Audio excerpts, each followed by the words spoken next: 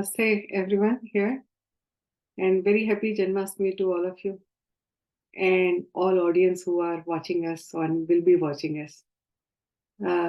This is amazing. This is the idea brought up by Beluji that let us celebrate Janmashtami on virtual platform in a very different way.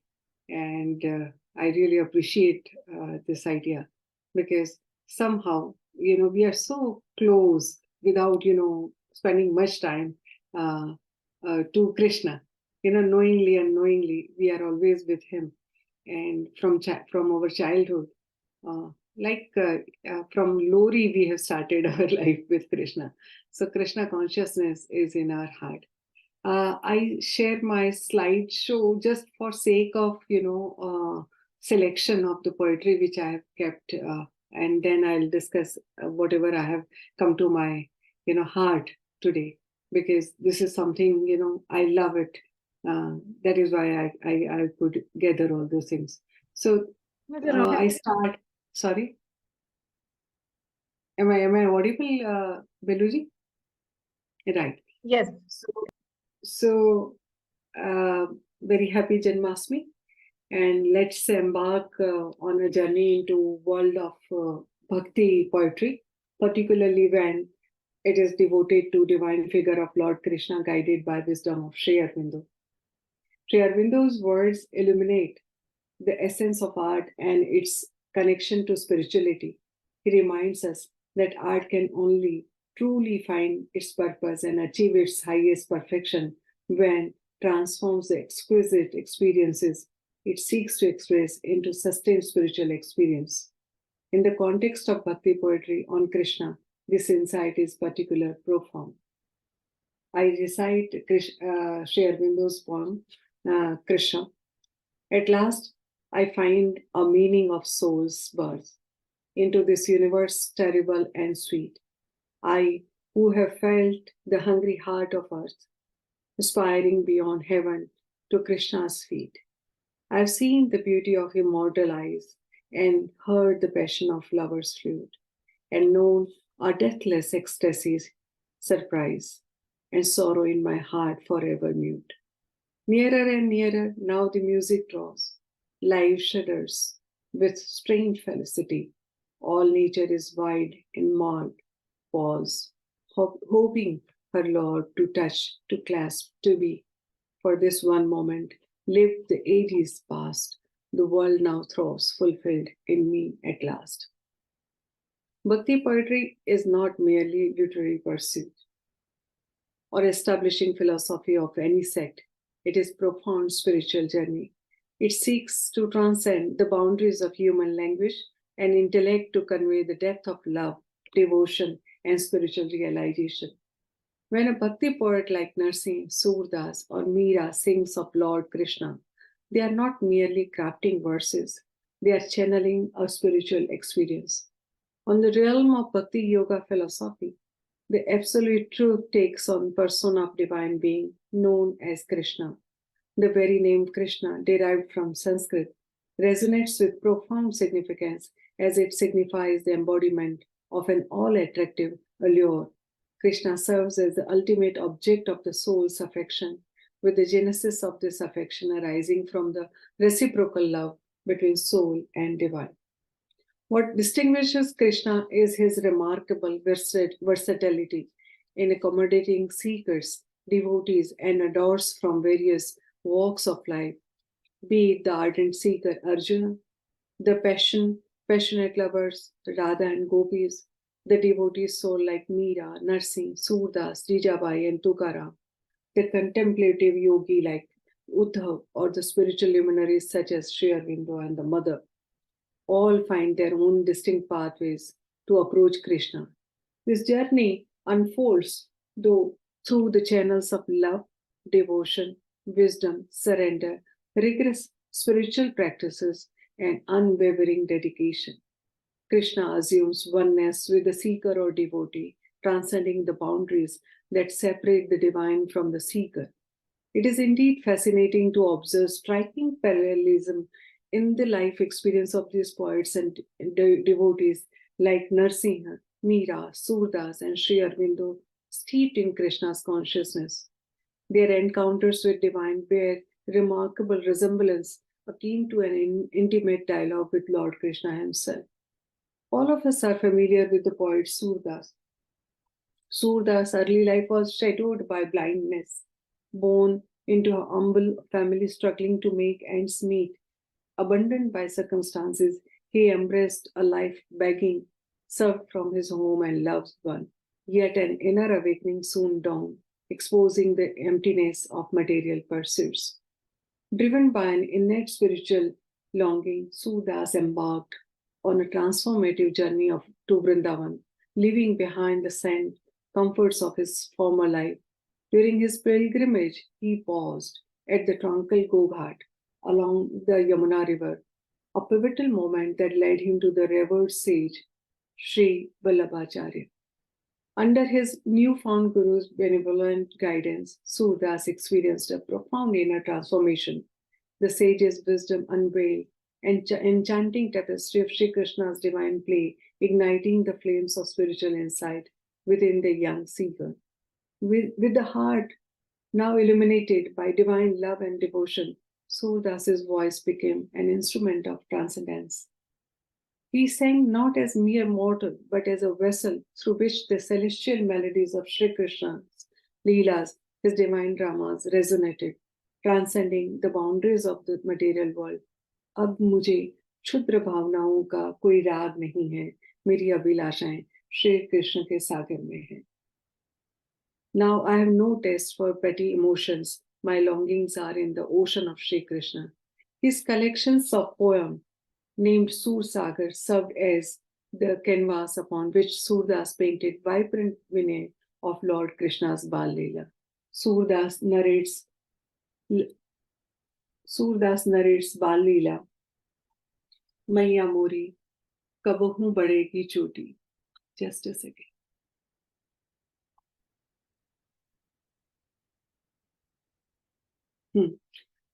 इति बार मोहे दूध पियत भई, अज हूँ छोटी की छोटी, तू जो कहत बल की बेनी जो है, काढ़त गुआवत नहावत जाहे नागिन सी हुई लोटी. का दूध जो पियावत बची बची, देत न माखन रोटी, मैया मोरी कबहू बढ़ेगी चोटी. It's amazing that Krishna, as a child, is worried about the hair and the choti. So it connects with our own, human feeling and emotion. Same, if you see in another poem, he is fighting with his brother. Maiya mohi daau bahut khijayo, moso kahat mol ko lino, jasmati kab jayo. He complains to his mother that I'm not your own child. That is why my brother, he teases me. Kaha karo ihi riske mare khelan ho nahi jaat. पुनि पुनि कहत कौन है माता, कौन है तेरो तात, गोरे नंद जसोदा गोरी, तू कत श्यामल गात, मैया मोरी दाहू बहुत की जाओ. This is, a kind of nectar to recite this kind of poem when Surdas is writing मैया मोरी दाहू बहुत की जाओ, or some other poem like मैया मोरी मैं नहीं माखन खायो. It is in. Okay. I'm not PPT person, so Maya Muri many Magan Khayo, we must have heard so many times. But again, it connects so well even today that Krishna Roop, Bal Roop appears in front of us. Surdas also had written Brahmar Geet, where he describes Brahman as Krishna. And he writes, after Krishna went to Mathura, and did not return himself, he sent a message to the gopis through Uddhava. He tried to alleviate the gopis' pain of separation by imparting teachings on formless Brahman and yoga. Gopis rejected the idea and showed helplessness as they are in love and they do not have place for yoga. Where Gopi says, this is it, Udho man na bhai das bis. एक पुतोषो गयो श्याम सन हो आराधे इस शिथिल वहीं सब हो माधो बिना जथा देव बिना शीस स्वसा अति गिराही आस लागे ही जीव ही जस्ट कोटि बरिस ऊधो मन न भये दस बीस तुम तो सखा श्याम सुंदर के सकल जोग के ईश सूरदास रसिकन की बतियां पूर्वो मन Jagdish. I mean, the illiterate, so-called illiterate gopis, they said, uh, we don't know about all this in yoga, and and we have only one heart. We cannot, once it is given to Krishna, we cannot, afford to do yoga. It does not work here. So you go and tell Krishna that you either you come here and stay with us, or just let us be in our state of mind the way we are living. So Uddhav, who is Gyani, went back, and he realized that the bhakti, the love which Gopi does, that is beyond yoga and other things. So this is Surdas has written in Uddhav Shatak also. A similar parallel can be drawn in the life of Gujarat's revered Adi Kavi Narsingh Mehta, Vaishnav saint known for song Vaishnav Jantu Tenere Kahiye, and whose devotional songs about Krishna are widely sung in Gujarat and Rajasthan beyond. After this is something very similar kind of their life experience happens. So after the death of his mother, Narsi married Manik Bhai. Narsi and his wife went to stay at his cousin in place in Junagadh. However, the cousin's wife Babi was particularly ill-tempered woman, always taunting and insulting Narsi. When he could take it no longer, he left the house and went to a nearby forest, where he fasted and meditated for 7 days by a secluded Shivalingam until Shiva appeared before him in person. On the poet's request, the Lord took him to Dwarka and showed him the eternal Ras Leela of Sri Krishna and gopis of Vrindavan. A legend has it that the poet, transfixed by the spectacle, burnt his hand with the torch he was holding, but he was so engrossed in ecstatic vision that he was oblivious of the pain. He has written in one of his collection of poems, Putra Viva.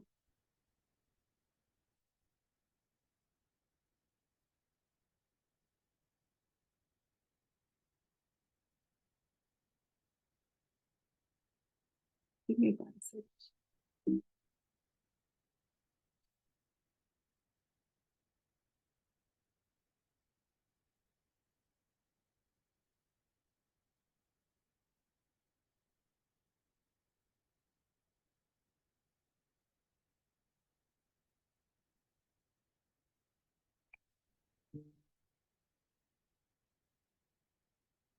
Hmm.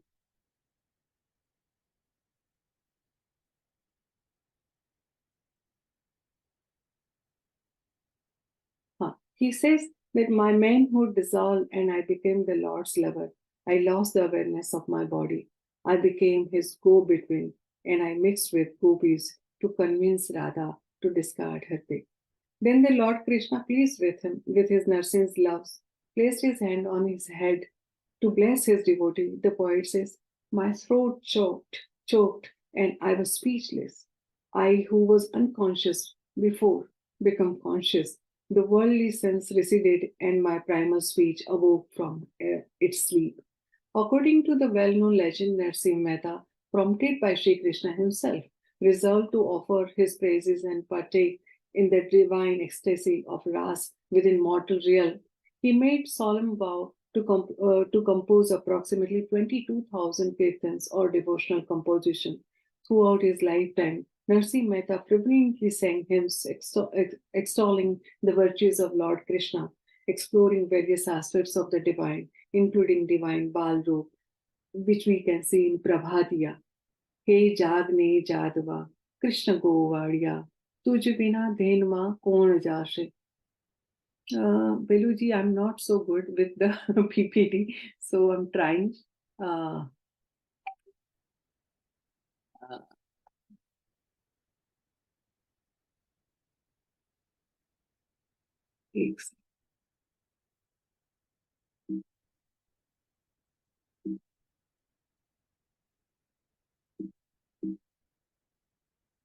huh. तुझ विना then मां कौन जासे. 360 गोवा टोड़े वड्या, वडो रे गोवाड़ियो कौन धासे. This is the morning, there is in Gujarat, there was a tradition that they used to wake up early in the morning. People used to wake up early in the morning and they used to take a round of the village or whatever by singing Prabhatiya. It started during Gandhiji's movement, national movement. So at that time, this Narsi Mehta's Prabhatiya used to sing, and it is so popular in Gujarat's people's heart, where by singing this, people they awake.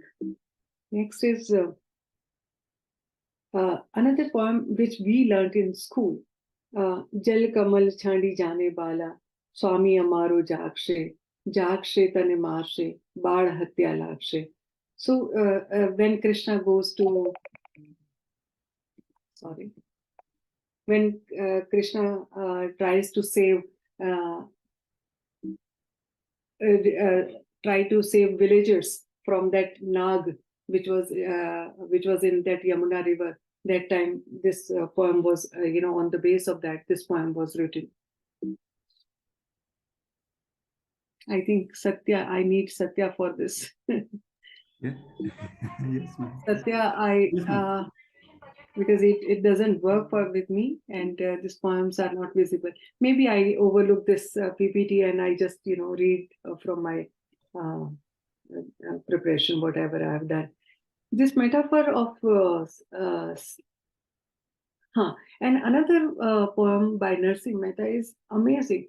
When he said, "Jagi ne joon to jagat dise ne." Just a second, let me show if it is possible here.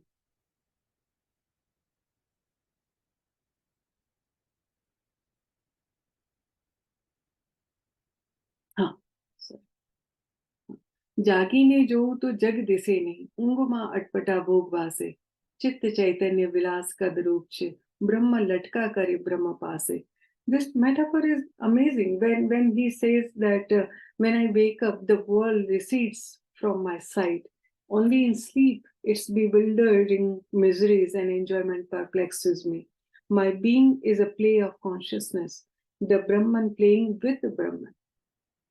So these are, and Narsi Mehta was not so literate, people say that. And they write Brahma latka kare Brahma paase.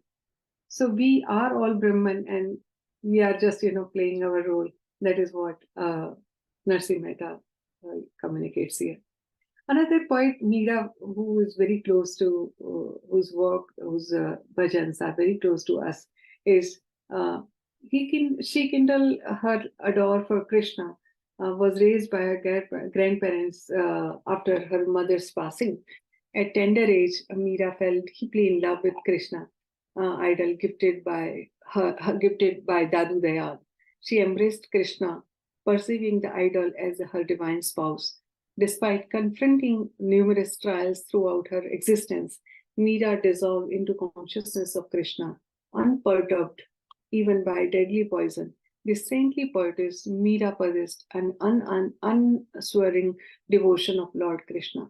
Her verses and songs vividly articulate her profound affection and yearning for her beloved Krishna. Her life serves as an embodiment of Krishna consciousness, characterized by unwavering devotion and commitment. She sang, "Mere to Gur Gopal, dusro न कोई, जाके sir मोर मुकुट, मेरो पति सोई."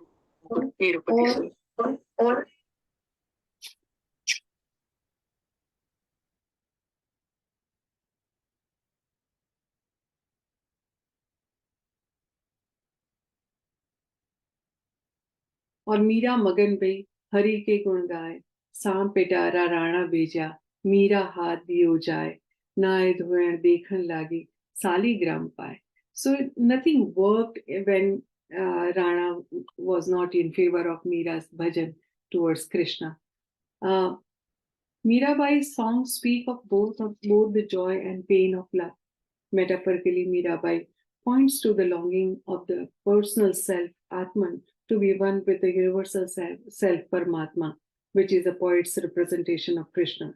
Meerabai wrote her songs in Rajasthani, Braj Bhasha, and they were translated into Hindi and Gujarati. During the most challenging moments of their lives, these poets were introduced to Krishna by their gurus. While Sri Aurobindo had several indirect encounters with Krishna, his journey commenced within the confines of Alipur jail and later extended to the courtroom. However, it was under the sagacious guidance of his Guru Lele that Krishna consciousness not only left an indelible mark on his essence, but also culminated in a profound identification of Krishna, with Krishna. The experience within the walls of Alipur jail, a moment deeply contemplated by Sri Aurobindo as he observed, I feel tempted to read these lines. I looked at the jail that secluded me from man, and it was no longer by its high walls that I was imprisoned. No, it was Vasudev who surrounded me. I walked under the branches of the tree in front of my cell, but it was not the tree. I knew it was Vasudev. It was Sri Krishna whom I saw standing there and holding over me his shade. I looked at the bars of my cell, the very granting that did duty for the door, and again I saw Vasudev. It was Narayana who was guarding and standing sentry over me, or I lay on the coarse blanket that were given me for a couch and felt the arms of Sri Krishna around me, the arms of my friend and lover. This was the first use of the deeper vision he gave me. I looked at the prisoners in the jail, the thieves, the murderers, the swindlers, and as I looked at them, I saw Vasudeva. It was Narayan, whom I found in these darkened souls and misused bodies. One more thing is asked by disciple as to why he chose Pondicherry. Sri Aurobindo replied, I could not question. It was Krishna's Adesh. I had to obey. Later on, I found it was for the ashram and all the work. In this letter to Sadhak, one of the letters to Sadhak, Sri Aurobindo mentioned about Sri Krishna.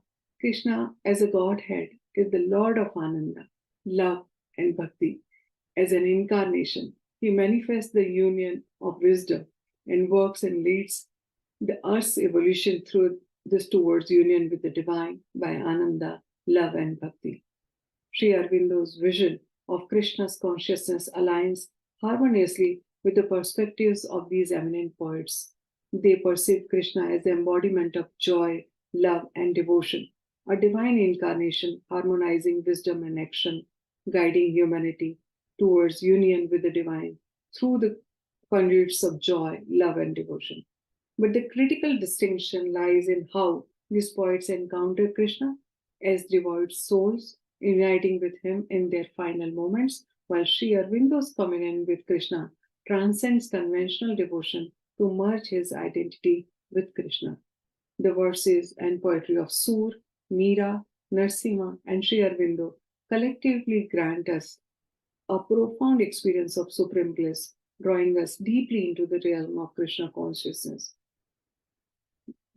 With this, these are the quotes which I really love and keep it in my heart.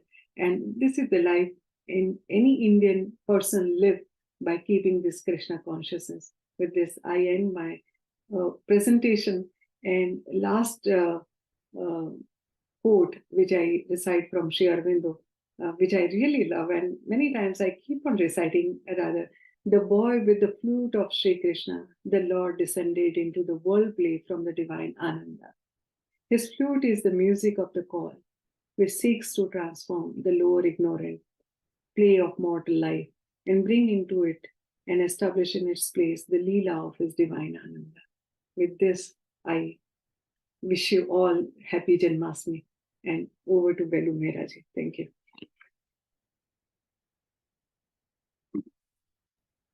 Thank you. Thank you for really setting the context and the right note, starting us off on a right note. I really think, I really have to be thankful to all of you who have joined us on this virtual satsang as we share our, love for Shri Krishna. So it's really good to see all of you here. I think I'm just going to pick up from where Kiranji you stopped, and then we'll keep building up the momentum, and we go deeper and deeper into Krishna consciousness. So I had few thoughts, but some of it you've already kind of spoken about. But I want to pick up on the theme related to Krishna, the descent from Ananda, and focusing on Krishna's Leela with the gopis, and again everything in the light of Sri Aurobindo. So I'm just going to share few pictures that I have collected, and let me just, I hope this is visible. Okay, so I thought we'll focus on one particular story, or at least I wanted to kind of focus on this one particular story from the Krishna Leela, which we find in Bhagavad, about Krishna stealing the clothes of the gopis. So interestingly, Sri Aurobindo has zoomed into this one particular story from the Bhagavad, and what he describes is so profound. But before we go there, and I've collected a few paintings from various miniature painting traditions of India, where this particular story, legend is depicted. And let's first find out what Sri Aurobindo says in terms of who the gopis are. Kiranji spoke a little bit about the poetry of Narsimha Mehta and Surdas and Meera, of course. They were not ordinary people. Their experiences of the kind of identity they had through their bhakti with Sri Krishna, or the consciousness of Sri Krishna, they are really channeling what gopis were symbolized or were realities of. So this is what Sri Aurobindo says who these gopis were. He says the gopis are not ordinary people in the proper sense of the word. And before this, actually, this is a very long letter of Sri Aurobindo, where he describes gopis are not just symbolic entities. They are realities to the poets who had vision of who these gopis were, madly in love with Sri Krishna. So then he continues in that letter, and I've zoomed in on this passage. The gopis are not ordinary people in the proper sense of the word. They are extraordinary by their extremeness of love, passionate devotion, unreserved self-giving. Whoever has that, however humble his position in other respects, learning, external sanctity, etc., etc., can easily follow after Krishna. This fits in perfectly with what Kiranji was describing, Surdas or Narsimha Mehta, who came from these humble backgrounds with a lot of what we in ordinary understanding think as disadvantages: financial status, educational, the so-called formal educational status, or whatever. However humble his position, in other respects, learning, external sanctity, etc., can easily follow after Krishna and reach him. That seems to me the sense of the symbol of the gopis. There are many other significances, of course. That is only one among the many. So zooming in on that particular story of the Bhagavad, Srimad Bhagavad, about Krishna stealing the clothes. So Sri Aurobindo speaks about the Leela of the gopis, seems to be conceived as something which is always going on in a divine Gokul, and which projected itself in an earthly Vrindavan and can always be realized, and its meaning made actual in the soul. So what is the soul significance of this particular Leela of Krishna stealing the clothes? This is what he says. One little sentence and deep philosophy is there. The seeker after divine knowledge finds in the description of Krishna stealing the robes of the gopis one of the deepest parables of God's ways with the soul. That's the one who is the Gyan Margi, the seeker after divine knowledge, he or she finds deepest parables of God's ways with the soul. How the Jnani will merge into the infinite, into the divine, by letting go of all that is covering, all the veils. The devotee will find a perfect rendering in divine act of his heart's mystic experiences. That's the bhakta. The prurient and the Puritan, two faces of one temperament. The one who has a very Puritanistic way of looking at things. Only a lustful story. Men bring what they have in themselves and see it reflected in the scripture. So this one story has been really misunderstood, because we bring what we have in ourselves. If all we see is Krishna being a little naughty teenager, stealing the clothes of gopis, we will never understand the deeper significance of this. But we have to rise in our bhakti, in our love for Krishna, love for the divine, and in our seeking of the highest mind, highest knowledge for the divine. Then only we can get the soul significance of this.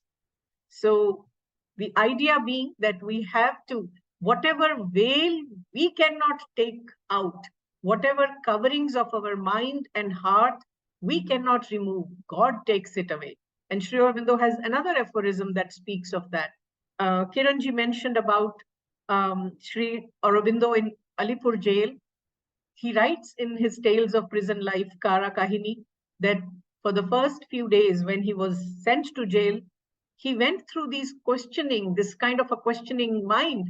Why, Lord, me? Why now, when I thought I was doing your work for the freedom of my country? Why now? Why me? And then a voice comes after a few days, the voice of Sri Krishna, and he says, wait, and the answer will be revealed to you.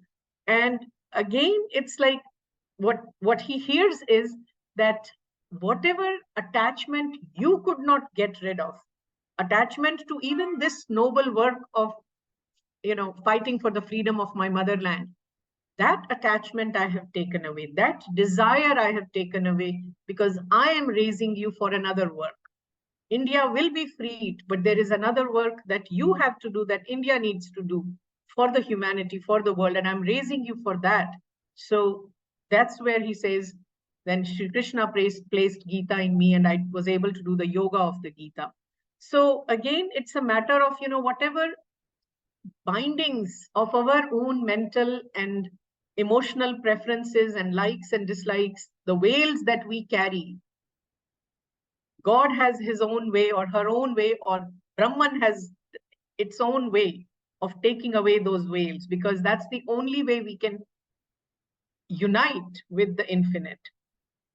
And then I thought I will also share one more painting style, because we are talking about how Krishna Bhakti, Krishna Leela, and all aspects of Krishna influenced various expressions of art.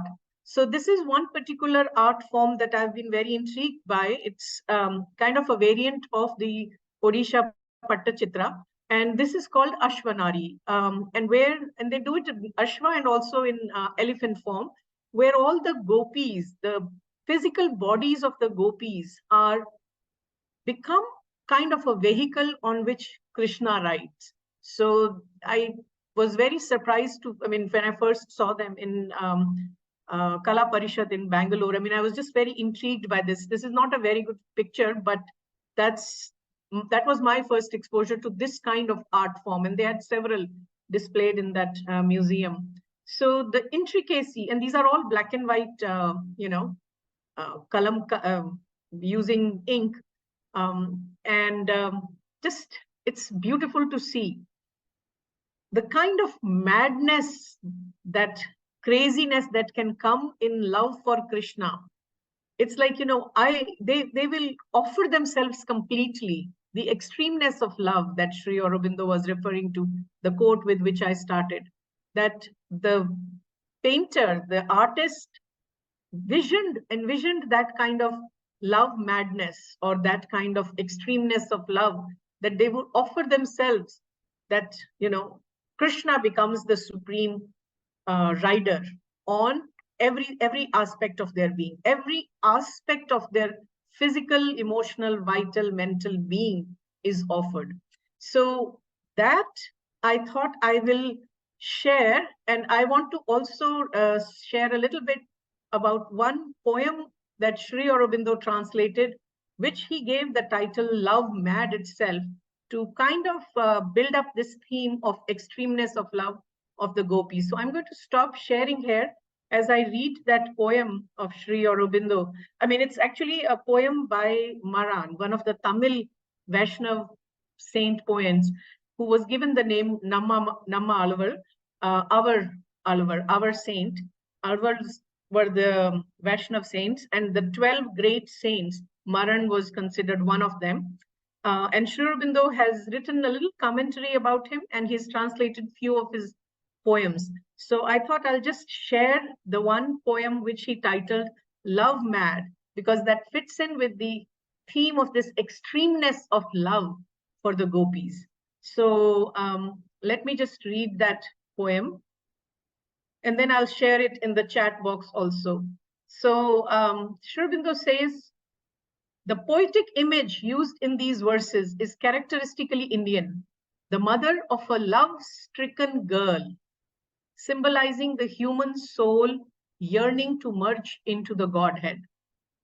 So the girl about whom her mother is speaking, this girl symbolizes the human soul who is yearning to merge into the Godhead. The mother is complaining to her friends of the sad plight of her child, whom love for Krishna has rendered mad. The effect of the madness being that in all things she's able to see nothing but forms of Krishna, the ultimate spirit of the universe. So Sri Aurobindo was not only the poet par excellence, the seer kavi, the rishi kavi, but he was also a great translator. And his translations from various languages Gayatri will share a few more in the next in the next section. But this is from Tamil poetry of Nammalvar. So it's a 10 stanza, but short poem. I begin. Seated, she caresses earth and cries, this earth is Vishnu's. Salutes the sky and bids us, behold the heaven he ruleth. Or standing with tear-filled eyes, cries aloud, O sea-hued Lord, all helpless am I, my friends, my child he has rendered mad. Or joining her hands, she fancies the sea where my Lord reposes. Or hailing the ruddy sun, she cries, yes, this is his form. Languid, she bursts into tears and mutters Narayan's name. I am dazed at the things she's doing, my gazelle, my child-shaped godlike. Knowing she embraces red fire, is scorched and cries, O deathless. And she hugs the wind. It is my own Govinda, she tells us. She smells of the honeyed tulsi, my gazelle-like child. Ah me, how many the pranks she plays for my sinful eyes to behold. The rising moon she showeth, it is the shining gem-hued Krishna. Or eyeing the standing hill she cries, O come, high Vishnu. It rains and she dances and cries out, he hath come, the God of my love. Or the mad conceits he hath given to my tender dear one. The soft-limbed calf she embraces, for such did Krishna tend, and follows the gliding serpent, explaining, that is his couch. I know not where this will end, this folly's play in my sweet one, afflicted aye for my sins by him, the divine magician. Where tumblers dance with their pots, she runs and cries, Govinda. At the charming notes of a flute she faints, for Krishna he playeth. When cowherd dames bring butter, she is sure it was tasted by him. so mad for the Lord who sucked out the demoness's life through her bosom. In rising madness she raves, all worlds are by Krishna made, and she runs after folk ash smeared, forsooth they serve high Vishnu. Or she looks at the fragrant tulsi and claims Narayan's garland. She's ever for Vishnu, my darling, or in or out of her wits. And in all your wealthy princes, she but sees the Lord of Lakshmi. At the sight of beautiful colors, she cries, "O my Lord, world scanning." And all the shrines in the land to her are shrines of Vishnu. In awe and in love, unceasing, she adores the feet of that wizard. All gods and saints are Krishna, devourer of infinite space. And the huge dark clouds are Krishna. All fain would she fly to reach them. Or the kine they graze on the meadow, and thither she runs to find him. The Lord of illusions, he makes my dear one pant and rave. Languid she stares around her or gazes afar into space. She sweats, and with eyes full of tears she sighs and faints away. Rising she speaks but his name and cries, "Do come, O Lord! Ah, what shall I do with my poor child overwhelmed by this maddest love?" Love mad. This is what I think the mothers of all the gopis would be thinking about their daughters, and the mothers of the gopals who were that crazy about Krishna's love. One call of his flute and they would just go running. So love mad, Tamil Vaishnav saint, poetry, Maran, translated by Sri Aurobindo. I'll share the poem in the group, but it's just, I can go on and on, but I want to, in the interest of time, stop here and invite my friend and colleague Gayatri from Sri Aurobindo Society, Gayatri Majumdar, to take us a little deeper into Sri Aurobindo's translation and Sri Aurobindo's own poetry of inspired by love for Sri Krishna. So Gayatri will be joining us for another longer session, I think later this month. So we'll introduce her properly then. But Gayatri, if you are here, I know you are here, but I don't see your video. So if you can just turn on your video and unmute yourself, and then let the satsang continue.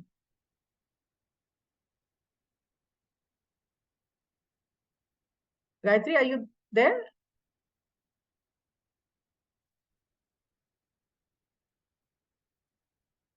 I see her name here.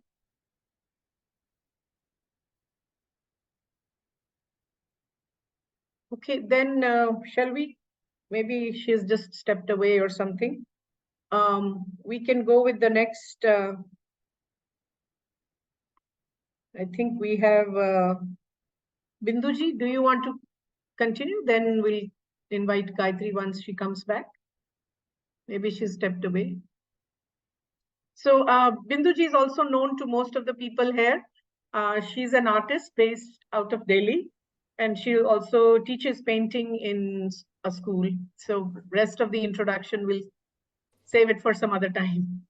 Yeah, it's namaste to all. Oh, okay. Just Gayatri is also here now. Okay, let her. Yeah, Gayatri. No, you are unmute yourself, please, Gayatri.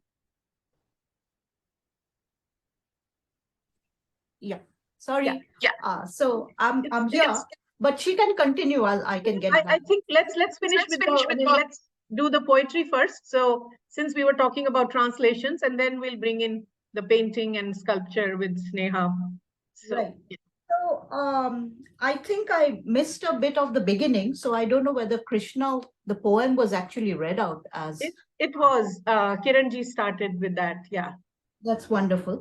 So looking at the time, I'll just then read out a little bit of his translations as we had discussed. And I just want to start by thanking you and Dr. Kiran Singh and everybody else for this, and happy Janmashtami to everyone. So this is Sri Aurobindo's translations. Of course, the themes would be a little similar to what has already been, talked about and said. And this is his translations from Bengali Bhakti poetry. And a notable contribution is the manner in which he made the beauty of Vaishnava Bhakti poetry accessible. And of course, the most renowned poet of that, genre is Vidyapati or Vidyapati. He would always spell it with a B, Vidyapati, who was there from 1352 to 1448. And Vidyapati, as many of you would know, lived in what is now Bihar and wrote in a form of Maithili, closely related to the Bengali of his time, but had a broad influence on the early development of the literatures of Eastern India, all the literatures. And Sri Aurobindo read Vidyapati's Padavali in the 1890s in the context of the Bengali tradition and translated selections from his poems. But he, as I said, as I had mentioned some time ago to you, Beluji, that he had also translated other poets, Bhakti poets, including, of course, Chandidas. And there was one particular one which drew me by someone called Nidhi Babu. And this one he did around the 1900s, so a little earlier. And it goes like this. There's no title, but it goes like this. What else have I to give thee? I have yielded my heart at thy discretion. And is there than the heart a closer, shielded, reluctant, sweet possession? Dear, if thou know of such as yet ungiven, I will not grudge, but yielding, think it heaven. So a very concise poem, crisp poem in which a lot has been packed, so to speak. And of course, from Letters on Yoga too, he has described a lot of the approaches, Vaishnava theories and sadhana and approaches to the spiritual paths. And he writes that the Vaishnavas, accept the world as a Leela, but the true Leela is elsewhere in the eternal Vrindavan. All the religions which believe in the personal Godhead accept the universe as a reality, a Leela or a creation made by the will of God, but temporal and not eternal. The aim is the eternal status above. That is the eternal Vrindavan, of course. And he talks about the different approaches through love and bhakti, which both of you have, alluded to. And he says that when there is the approach through the heart, through love and bhakti, its highest culmination is in a transcendent ananda, which Dr. Singh also mentioned, an unspeakable bliss or beatitude of union with the divine through love. The school of Chaitanya laid special and indeed sole emphasis on this way and made this the whole reality of Krishna consciousness. But the transcendent ananda is there at the original and end of all existence, and this is not and cannot be the sole way to it. One can arrive at it also through the Vasudeva consciousness, which is a wider, more mentalized approach, as in the method of the Gita, where knowledge, works, bhakti are all centered in Krishna, the one, the supreme, the all, and arrive through the cosmic consciousness to the luminous transcendence. So I found it really, illuminating that he distinguished this a bit and, gave us a clear roadmap, so to speak. So I'll go to the translations directly. And this first one is from a poem by Chandidasa, which first appeared in Ahana and Other Poems, published in 1915. And it's called Karma, translated, however, into Radha's Complaint. Radha's Complaint. Love, but my words are vain as air. In my sweet, joyous youth, a heart untried, thou tookest me in love's sudden snare. Thou wouldest not let me in my home abide. And now I have naught else to try, but I will make my soul one strong desire, and into ocean leaping die. So shall my heart be cooled of all its fire, die and be born to life again as Nanda's son, the joy of Braja's girls, And I will make thee Radha then, a laughing child's face set with lovely curls. And then I will love thee and then leave under the kodum's boughs when thou goest by, bound to the water morn or eve, lean on that tree fluting melodiously. Thou shalt hear me and fall at sight. Under my charm, my voice shall wholly move thy simple girl's heart to delight. Then shalt thou know the bitterness of love. So it's described as an old, but so very delightful in all its aspects. The second poem is, of course, Vidyapati's, and he translated 22 poems of Vidyapati's, and this, I believe, is poem number 16, which again, has that melody and goes like this. Beautiful rye, the flower-like maid, risen from the river where she played, saw under downcast lids and shy the lovely boy, dark Krishna named. A high-born child with face afraid before her elders and eyes ashamed, she might not gaze as she went by. Oh, subtle is that beautiful girl. She left the gracious troop behind, with half-turned face and half-declined, from far in front full sweeter call. She broke her carcanet of pearl and let the precious seedlings fall. Oh, friends, my broken carcanet, each girl her lovely hand did set, stooping to find the scattered grain, like birds that on white moonbeams feed, of Krishna's shape took amorous heed. Divine the nectar that she drained, O Krishna, from thy cheeks of light, yea, each of each had honeyed side. Thus gazing girl and boy extend love's boundaries seen by none but me, the poet, sweet Vidyapati.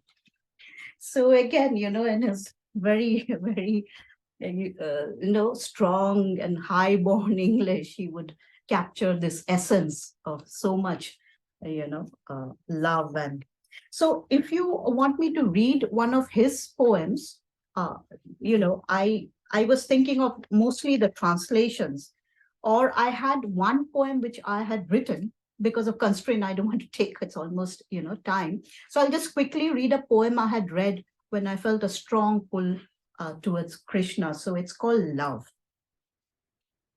As I fall into your arms, I can hear the distinct click of the jade door in a rusty corner of the galaxy. You, my lover, were impatient for this precise moment, dispersing me to light, the night's jazz fused with cosmic dust and saxophone. You steady your gaze, your belief in me unwavering, even as I, howling to moon and streetlights, grapple with my weakening knees, tremble, unable to pin the pain. You, my lover, was certain this would be the precise moment when I'd return your gaze, broken, wanting all the love your petaled heart can hold, demanding, dissolving into the light substance of your presence, this night's other delights, twigging, drumming to my heartbeats. I marvel at the precision of your timing. Just when I thought all that is not there seems lost, you appear, materialize, stuck as you are in me in this garden of crooked pathways, wayward roots whispering, sleep hours of creatures, and last sips of tea. This time, I'm certain, your departure is imminent. You take with you the night's last melody. The seasons will change as the ethers of your blues ache. Return those lost hours to me. You begin to perfect the tribhanga, your flute wafting the stones and trickery. So this is my offering and tribute to on this Janmashtami, and thank you all. This is a marvelous presentation. Thank you. We'll hear more of your poetry when you join us for the longer session. But thank you so much, Gayatri. And from poetry, we move on to painting. And I think we can stay a little longer. It's really, immersive experience into Krishna. So Binduji, please take forward. Yeah. First of all, it's very tough to speak something because so much has been said about Krishna, and I'm feeling little butterflies in my stomach, some sensation in my heart. I mean, I just think that the only motive to celebrate Janmashtami at this level is to at least feel the thirst of devotion. So I am quite thankful to all of you. I will not say much about, because it's all, everything has been said so beautifully. And the presentation which I'm sharing today, it's a small video, and it's a compilation of my paintings. I don't know what should I say, my paintings or all are Krishna's paintings. All paintings are done by him. So just I've been a medium for these works, and these just a second, I'll screen broadcast. I have to see. And I have named this presentation as I don't know, what is it?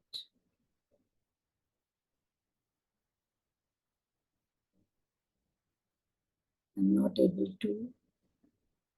Everything on the, is it visible? The screen is visible? No, not yet. Okay, But just a second. Satya is there. Satya, can I Yes, ma'am. share you? Can I share you the video on WhatsApp? I don't know. I think you shared with me last night. Let me Yes, see if I yes. can find that out. I can share with Satya also. He can play. I don't know. It's Okay, buffering. I found yours. Shall I share? Yes, yes, yes. Okay, then you can just speak about that. I'll tell you to stop for a minute. Okay, okay. I don't know why Shares. it's buffering. Maybe because of some network issue.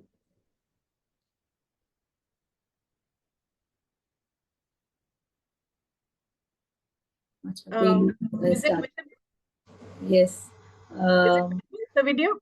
It's visible, and the name of the video is Krishna. Yes, you can play yesterday's video. Yes. It's playing? Is it playing? I can't see.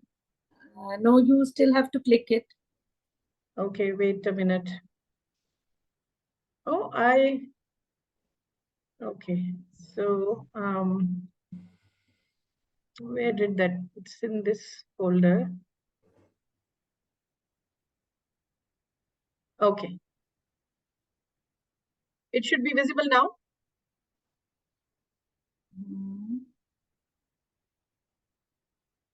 Not yet. Is it visible from my side?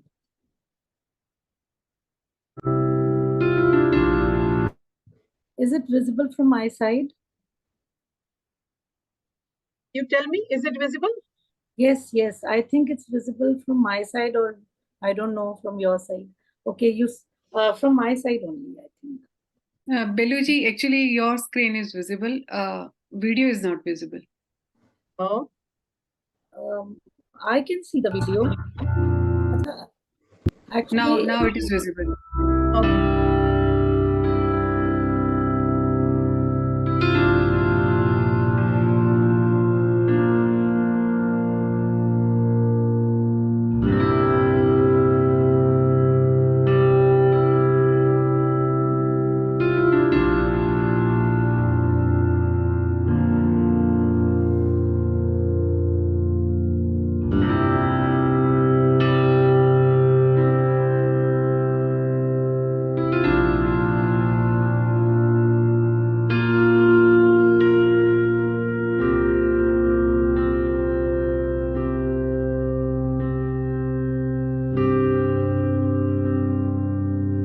Can you stop for a while?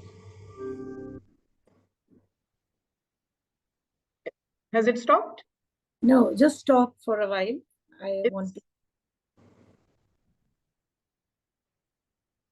Okay, let it continue.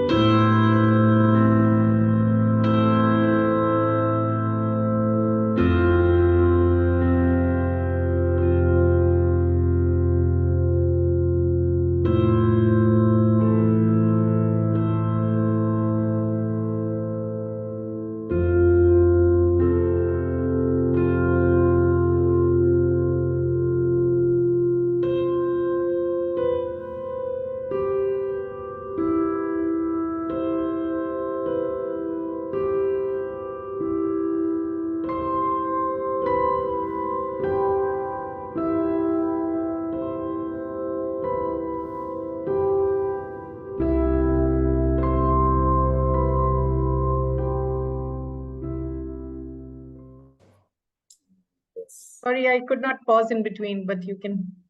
Yeah, I just wanted to say that I've named Dvait Advait because Krishna, what I think, what is duality also and oneness also. Krishna has presented himself in duality, Krishna and Sansar. Gopis are Sansar and oneness when gopis merge into Krishna or anyone, a yogi.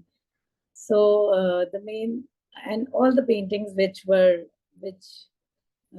have been showed in this video they have that sense of merging in Krishna's face, merging with Radha or with Meera. There was a group of paintings where Meera is shown merged into Krishna's. So it's very different. It's very difficult to feel that whether Krishna is one or whether Krishna is a lover and we are beloved. So to make, we always say that there is no bhogi as Krishna and there is no yogi as Krishna. So we have always seen Krishna in celebration.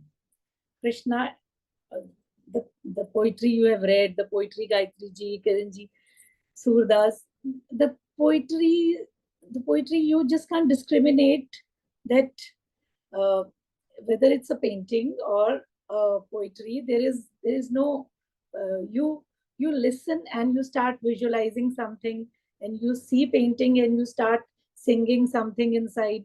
So in art forms also there is no duality with Krishna. So he's dancing and he is a yogi. The best thing what I feel is that we have never seen Krishna sitting in a yogic posture like Buddha, like Mahavira meditating. To describe Krishna as yogi, we have seen Krishna as yogi with his Tribhanga pose. He's so much in motion, but that balance, that harmony, that yoga, that silence that detachment is there. I think yogi for Krishna is the ultimate detachment from samsara, from gopis. And the best thing is that he has made his gopis like him. Gopis no more remain like gopis. Radha no more remain like Radha, like Sansar. Radha also becomes Krishna. All gopis also become Krishna. So this is what Sri Aurobindo's, what you have been mentioning, that Krishna has chosen him for a very higher purpose, a purpose for the humanity, purpose which still has to go for generations and generations. So that is all I would like to thank all. Thank you so much for this beautiful presentation by all of you. Thank you. Thank you. Binduji, amazing work you do. I mean, make it alive actually. It's so beautiful work you have done. Thank you. Thank you. Thank you so much. See, I was thinking, okay, Krishna is not just yogi, Krishna is yogi, yogeshwar, right? But then his teachings of yoga also happen in the middle of a battle, which is the Kurukshetra, Dharmakshetra, Kurukshetra, right? That it's in life, in world. And no wonder why Sri Aurobindo's identity with Sri Krishna. In fact, one time one sadhak asked, if I were to see your Vishwaroop, would it be like the Krishna of Vrindavan or the Krishna of Kurukshetra? He said Kurukshetra, of course, in a funny, humorous sort of way. So yeah, but so beautiful. Thank you so much. So from painting, we now move on to sculpture. And Snehaji is with us, who had earlier taken us on this beautiful journey into Indian iconography, the inner sense of Indian iconography in the light of Sri Aurobindo. Sneha ji, I just saw you quickly, and then I think you're probably. So she's going to talk to us a little bit about the early iconography of Sri Krishna, if I. Ma'am, there is some problem with my video. So if the next speaker can speak, I'm trying to fix it actually. Okay, okay, okay, Please, no so problem, sorry no for problem. that. Yeah. No problem. So from painting, then we come back to Biswajita. If you're ready, we'll go into Odisha this time. So see how Krishna is from everywhere, from Gujarat to Tamil Nadu, Bengal, and Odisha. So Biswajita, just very quickly, she works at Sri Aurobindo Society. She's been there for last 6-7 years. She took a little bit gap, and then she's now working very closely with me on all Renaissance related works. And today she's beautifully dressed up in blue sari for Krishna's colors. So Biswajita, if whatever you are comfortable in Hindi, English, please feel free. Let's have a little bit of taste of Odia also and Hindi also. So please feel free. Okay, all yours. नमस्ते, happy Janmashtami to all. आपको सुनाई दे रहा है मेरी आवाज सभी को? Okay, तो अभी मैं क्या बोलूं, जैसे सब कुछ कंप्लीट हो गया। सभी को पता है कि जैसे श्री कृष्णा को हम श्रद्धा भक्ति से, मतलब सबका नजरिया अलग है, भक्ति करने का या फिर प्यार करने का तरीका अलग अलग होता है। लेकिन जैसे आज ये चीज हमें यहाँ पर मिला, सबका एक एक भावना लेके हम यहाँ पर पहुंच गए हैं श्री कृष्णा के ऊपर। जैसे बिंदु जी का पेंटिंग या फिर डॉक्टर किरण जी जैसे बोले मीराबाई के, और बेलू जी गायत्री दी का जो कविता के ऊपर बहुत अच्छा था। तो मैं उड़ीसा से हूँ और आज श्री कृष्ण से जुड़े हुए कुछ बात मैं आपके साथ शेयर करना चाहती हूँ। आप सभी कभी जयदेव के नाम सुने होंगे, वो बहुत बड़े भक्त थे श्री कृष्ण के। तो वो 11 साल में उनका माता पिता का देहांत हो गया था, लेकिन वो कभी अपने आप को अनाथ नहीं समझते थे, क्योंकि उनके मन में ये बैठा था कि श्री कृष्णा मेरे सब कुछ है, मेरे माता पिता, मेरा गुरु, मेरे सब कुछ है वो। इसीलिए वो माता पिता जाने के बाद श्री क्षेत्र आ गए थे। और एक बात अभी भी हमारा ये उड़ीसा में ये मान्यता है कि श्री जगन्नाथ, प्रभु जगन्नाथ के अंदर आज भी श्री कृष्णा की हृदय धड़कता है। तो वो श्री क्षेत्र आ गए थे। आने के बाद वो छोटा सा घर वहां पर करके वहां पर रह रहे थे, और हमेशा संकीर्तन, नाम, जप, तप ये सब कुछ उनका चलता था श्री कृष्ण के लिए।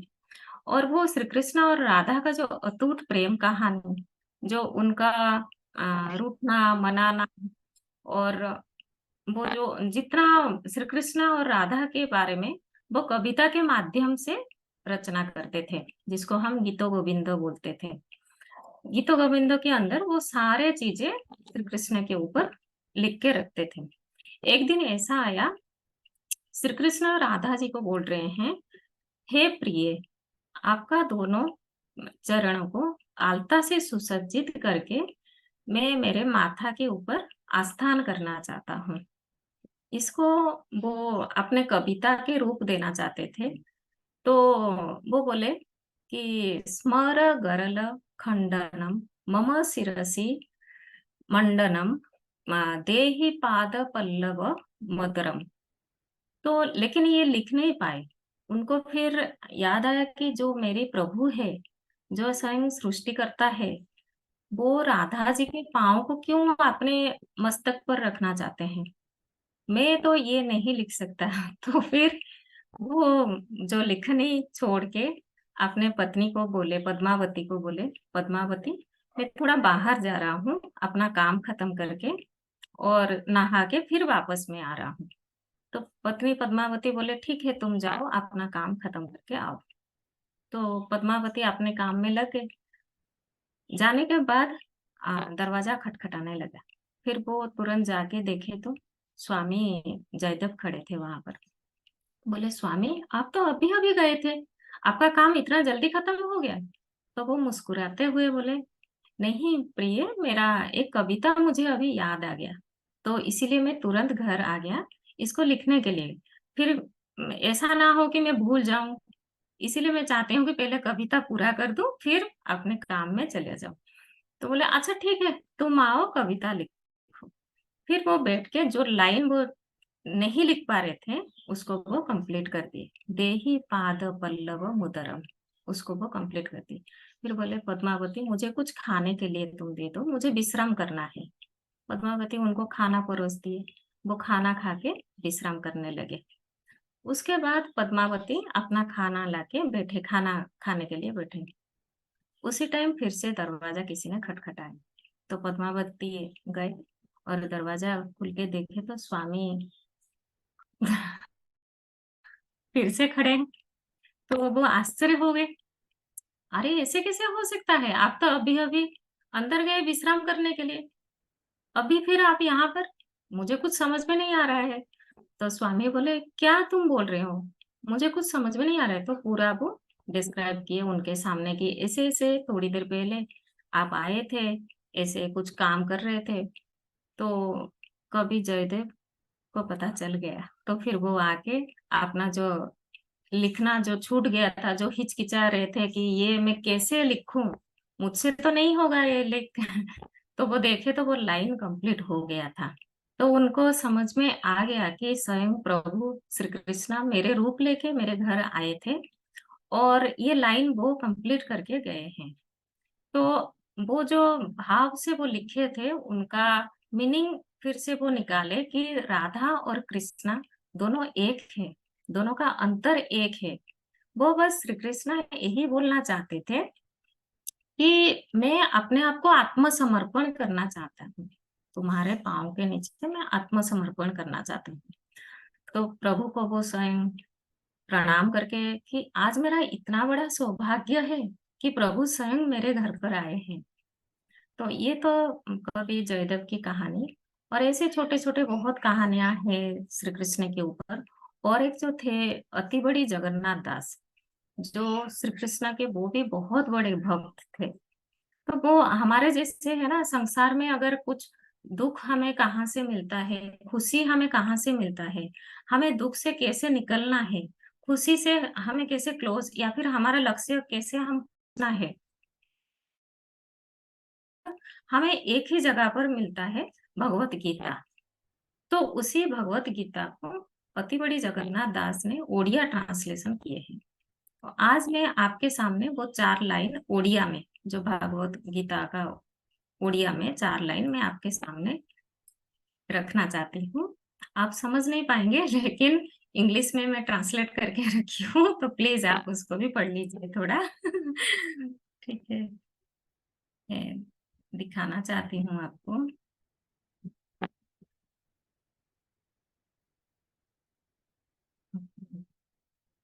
तो ये आपको कुछ दिखाई दे रहा है? मुझे तो सिर्फ बेलू दिखा, स्क्रीन दिखाई दे रहा है और कुछ नहीं।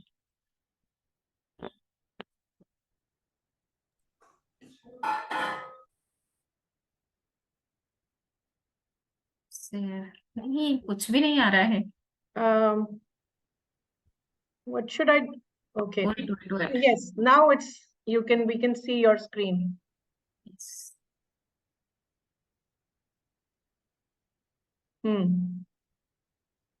Coming, no? Yes. Okay. ये जयदेव है, जो द ग्रेट भक्त कवि ऑफ ओडिशा। तो ये गीता गोविंदो की कुछ पेंटिंग्स में ली हूँ, जो राधा कृष्ण की मधुर प्रेम की रचना वो करते थे उस टाइम की फोटोस है। और ये अति बड़ी जगन्नाथ दास की, जो मैं ये मधुर प्रेम की जो राधा की पाँव की रचना कर रहे थे, ये फोटो है।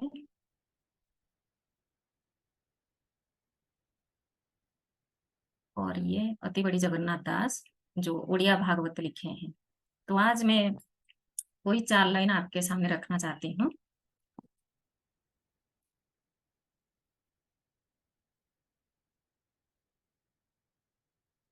गोविंद गोविंद गोविंद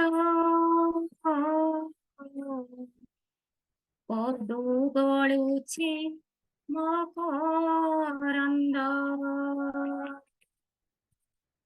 गोविंद गोविंद गोविंद पदु गळुछि मकरंद। से मकरंद पान करी हेले तरिले ब्रज नारी से ब्रज नारीଙ୍କ ପୟରେ ମନ ମଥାଉ ନିରନ୍ତରେ ମନ ନିରନ୍ତରେ ଥାଉ हा कृष्ण बोली जीव जाऊ हा कृष्ण बोली जाऊ जीव मते उतर राधा माधव। तो ये तो था उड़िया भागवत गीता से।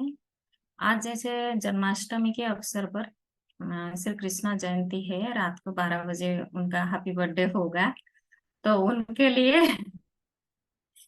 हम मतलब उनके रूप की चर्चा, भाषा की चर्चा, उनके होंठ की चर्चा करते हुए जो गाना मैं आपके सामने रखना चाहती हूँ, और मुझे पता है आप सभी को वो गाना पता है, तो प्लीज मैं शुरू कर रही हूँ, लेकिन आप लोग भी ज्वाइन कीजिए, ठीक है।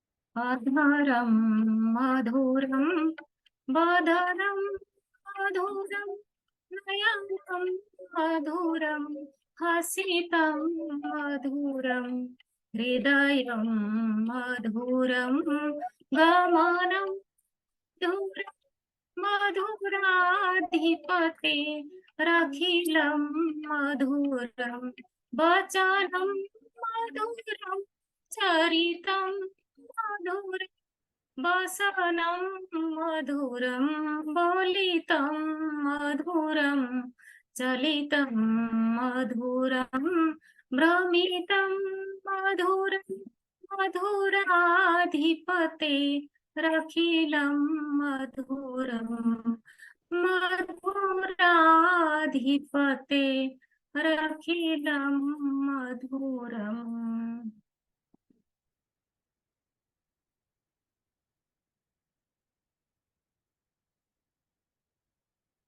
लेकिन कोई मेरे साथ नहीं आए, मुझे अकेली जाना पड़ा आगे।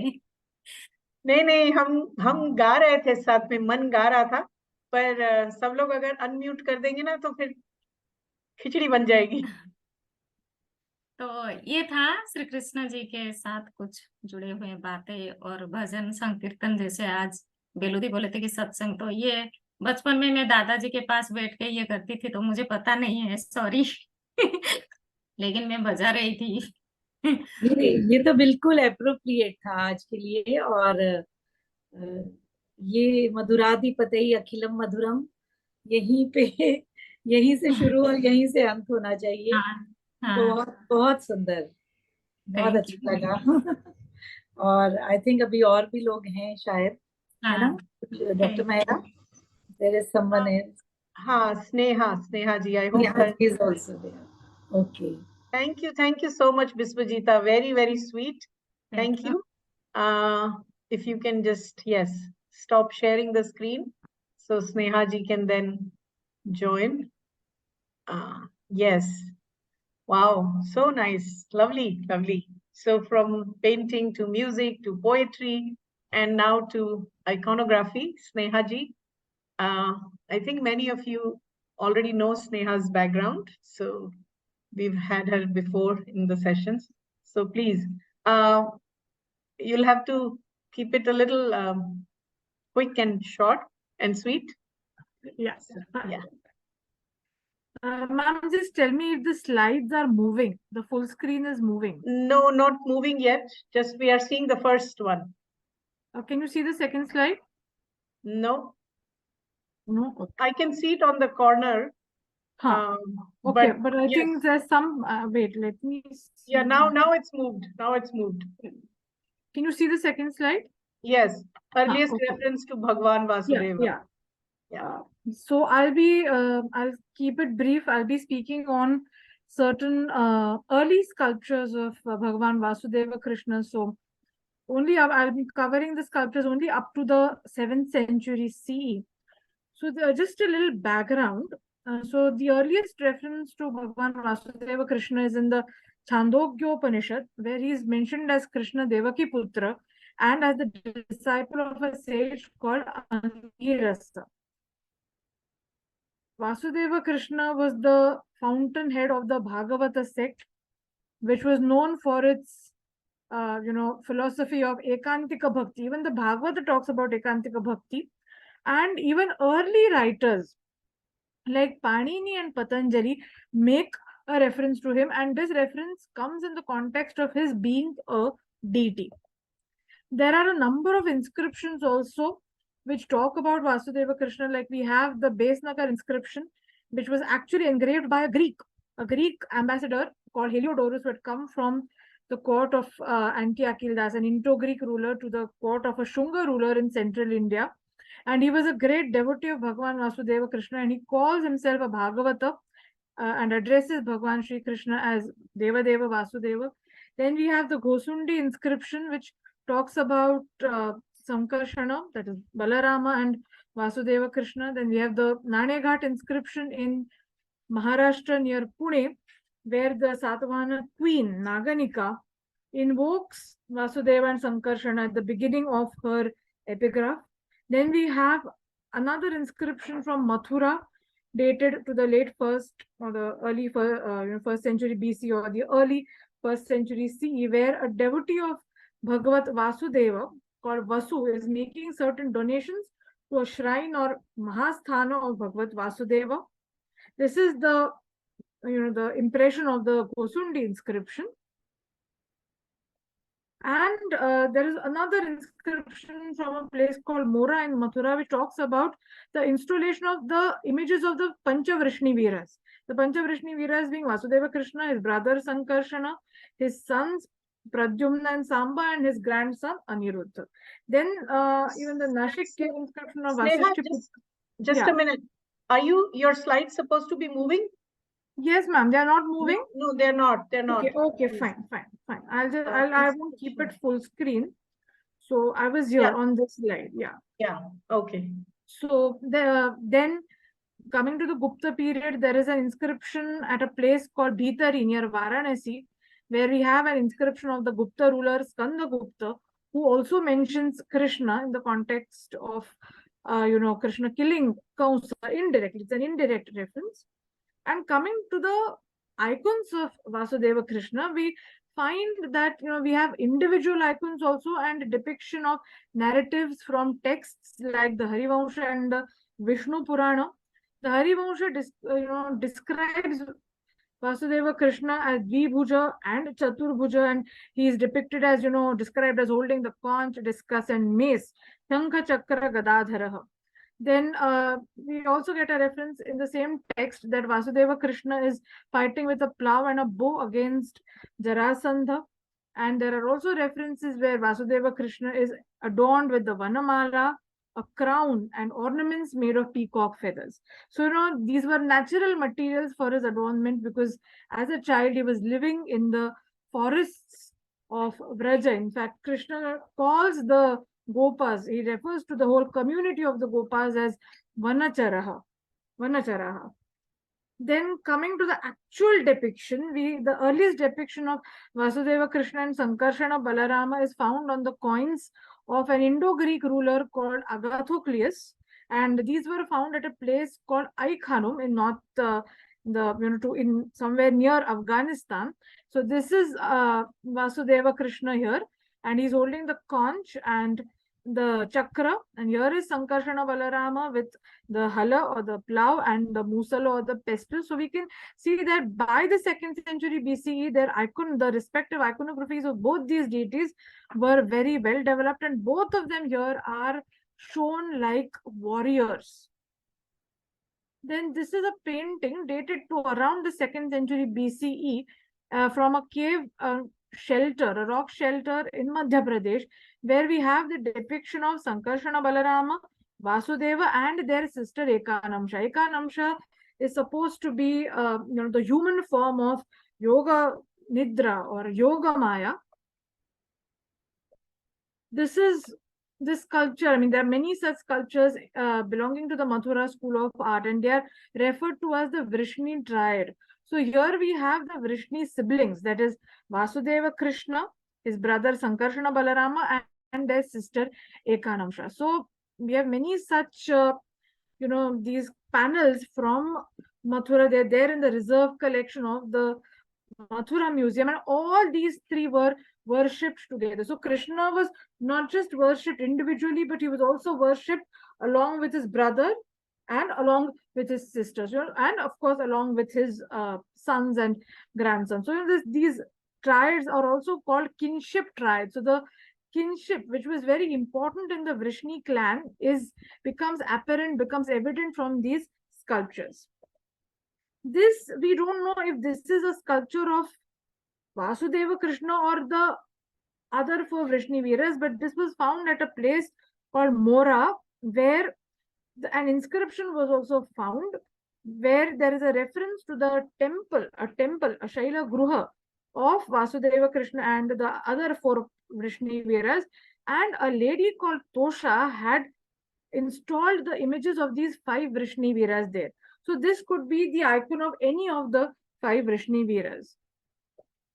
Then this is another very early icon from Mathura, which is of course that of Vasudeva Krishna. And here, as we can see, he's holding the Gada, the Chakra, and the Shankha. He's wearing the Vanamala, and this hand is in the Abhaya Mudra. Sometimes this hand is also called Udyata Pani, the raised hand. This is a rather controversial narrative sculpture, and there are different interpretations of this, but generally it is considered that this is a depiction of Vasudeva carrying baby Krishna from Mathura to Mahavana Gokula. But there are scholars who say that no such episode, where of Vasudeva crossing the Yamuna is mentioned in the Harivansha. So, how can we have such an early depiction of such an episode? But we can say that this could have been a part of the oral traditions. And of course, the Harivansha is not an encyclopedia which has recorded each and every aspect of traditions related to Vasudeva Krishna. Archaeologist Vinay Kumar Gupta says that this is actually a part of a Varaha panel, and this is from a site called Gatashrama in Mathura itself. Then this is a depiction again from Mathura, and this shows Krishna as a young boy killing the wild horse demon Keshan. So this is the famous depiction of Keshi Vada, and the killing of Keshi was the last Brajalila of Krishna. After that, he goes with Akrura to Mathura and never returns. This is a sculpture from Paunar, that Sri Vinoba Bhave's ashram at Paunar, and this is dated to the Vakataka period, so around the 5th century CE, where we find that Vasudeva is carrying baby Krishna from Mathura to Mahavana. Actually, Mahavana is the place where Nanda's, that whole cow station, that cattle station was supposed to be. And the term Gokula is actually a generic term. It becomes a proper name of a specific place only in the 16th century CE. So, here we can see that, Vasudeva is carrying his infant son to the safer destination of Mahavana. Then this is a depiction from the Bhitari temple. The Bhitari temple was constructed by the Gupta rulers, Gupta emperors, Kumara Gupta the first and his son Skanda Gupta around the middle of the 5th century CE. So this sculpture is generally interpreted as being that of Vasudeva handing over infant Krishna to Yashoda. But actually in the text, we get the description that Vasudeva just kept the infant there, and he took Nanda and Yashoda's infant daughter and just went away. So here there were not too many spectators, and the only person he spoke to was Nanda, because Nanda was a very close friend of his. And here this other lady might be Rohini, and this other child that we see here could be Balarama, and this in all probability is Nanda. Then this is the famous Shakata Bhanga episode where Sri Krishna as an infant, he overturned a cart full of pots, and this is of course we can see the infant kicking the cart full of earthen vessels, and here his mother Yashoda is watching the whole thing in great shock. This is from the famous Devgad temple, the Dashavatara temple from Devgad in Uttar Pradesh, dated to the 6th century CE. I'll just speak briefly on the Vishwarupa Murti of Lord Vishnu Krishna. Till whatever we saw right now was pertaining to Krishna in Braja. But when we come to the Bhagavad Gita, we have Krishna as one of the Yadava chiefs, an adult living in Dwaraka, the close confidante of the Pandavas. And we have the description of his Vishwarupa Murti in the 11th Adhyaya of the Bhagavad Gita, and Krishna reveals his universal form to Arjuna, and we are told that the universal form constituted many beings like the 12 Adityas, the 8 Vasus, 11 Rudras, the 2 Ashwins, as well as the 7 groups of the Maruts. And most of the early Vishwarupa images, though it is associated in a way with this Dwaraka axes, are again from Mathura and Darshana Yoga Adhyaya of the Bhagavad Gita. And such images, I mean, descriptions of such images are also met with in the Agni Purana, but these are later to the Bhagavad Gita. So this is a typical Gupta period Vishwarupa Vishnu from Mathura. So the central face is that of Vasudeva. The lion face is interpreted in 2 ways. It could either be the face of Sankarshana or Narasimha, and here we can see Varaha.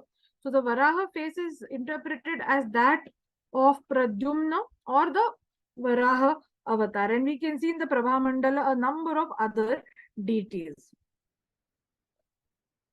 So Sri Aurobindo has written at length about the Vishwarupa Murti, and he says that it is the vision of the one in the many in the one, and all are the one. And the icons actually, they in a way convey the same ideal, the same idea.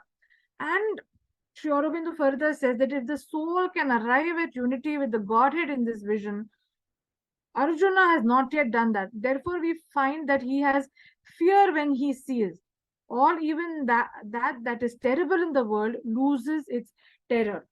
So when the Godhead manifests himself in his full universal form, finally, bhakti takes place of terror. And that is exactly what Arjuna experiences. And this whole Vishwarupa Darshana Yoga is actually the moment where Arjuna, he experiences God realization. And ultimately, what Sri Aurobindo says is that the divine creation is eternal.